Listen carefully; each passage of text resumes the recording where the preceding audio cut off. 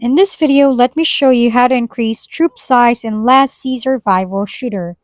The first thing you can do is upgrade your barracks and military centers, which are directly tied to your maximum troop capacity.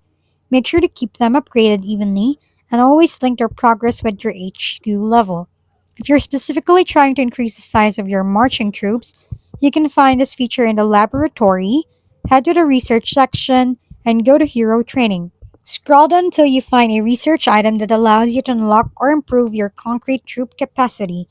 You can also find any active in-game events. Lastly, promote and upgrade your troops. Once certain features are unlocked, you'll be able to convert lower tier units into higher tiers once within your facilities. This not only improves combat strength, but also frees up space and increases your army's efficiency. Those are the main ways to increase your troop size in Last Survival Shooter.